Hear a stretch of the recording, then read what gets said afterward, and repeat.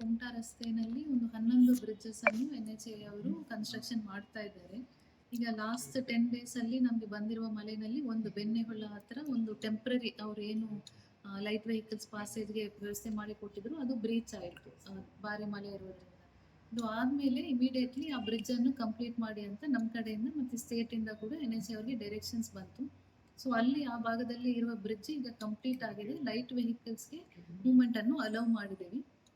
ಈಗ officially NHAI ಇಂದ ಇದು ಸೇಫ್, ಈ ವೆಹಿಕಲ್ಸ್ ಪಾಸ್ ಆಗ್ಬೋದು ಅಂತ ನಾವು ರಿಪೋರ್ಟ್ ಅನ್ನು ಎಕ್ಸ್ಪೆಕ್ಟ್ ಮಾಡ್ತಾ ಇದ್ವಿ. ಇವತ್ತು ನಮಗೆ ರಿಸೀವ್ ಆಗುತ್ತೆ.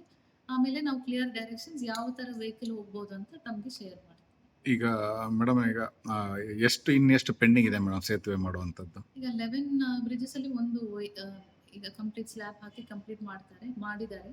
ಅನದರ್ 2 ಬ್ರಿಡ್ಜಸ್ ನೆಕ್ಸ್ಟ್ 2-3 ಡೇಸ್ ಅಲ್ಲಿ ಕಂಪ್ಲೀಟ್ ಆಗುತ್ತೆ. Entire work by June 20th ಒಳಗಡೆ ಕಂಪ್ಲೀಟ್ ಮಾಡ್ತೀವಿ ಅಂತ ನಮಗೆ.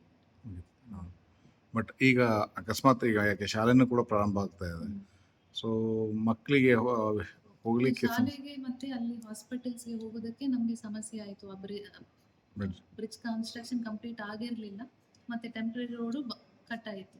ಸೊ ಈಗ ಬ್ರಿಡ್ಜ್ ಅನ್ನು ಕಂಪ್ಲೀಟ್ ಮಾಡಿ ಕೊಟ್ಟಿರೋದ್ರಿಂದ ನಾವು ಲೈಟ್ ವೆಹಿಕಲ್ಸ್ ಅಲೌ ಮಾಡ್ಬೋದು. ಸ್ಕೂಲ್ ವೆಹಿಕಲ್ಸ್, ಕಾರ್ಸ್, 2 ವೀಲರ್ಸ್ ಎಲ್ಲನೂ ಅಲೌ ಮಾಡ್ತೀವಿ. ಒನ್ಸ್ ನಮಗೆ ರಿಪೋರ್ಟ್ ಬಂದ್ಮೇಲೆ ಅಲ್ಲ, actually bus actually KSRTC bus ಹೋಗೋದೇ ಇಂಪಾರ್ಟೆಂಟ್ ಇದೆ ಮಕ್ಕಳಲ್ಲಿರೋದು. ಅದೇ ಹೇಗೆ ಮಾಡ್ತೀವಿ? ಈಗ ಇವತ್ತು ನಮಗೆ ಸರ್ಟಿಫಿಕೇಶನ್ ಬರುತ್ತದೆ ಸೇಫ್ ಇದೆಯಾ ಇಲ್ಲ ಅಂತ. ಆ ಸರ್ಟಿಫಿಕೇಶನ್ ಮೇಲೆ ನಾನು ಡೈರೆಕ್ಷನ್ಸ್ ಇವತ್ತು ಈವ್ನಿಂಗ್ ಒಳಗಡೆ ನಾನು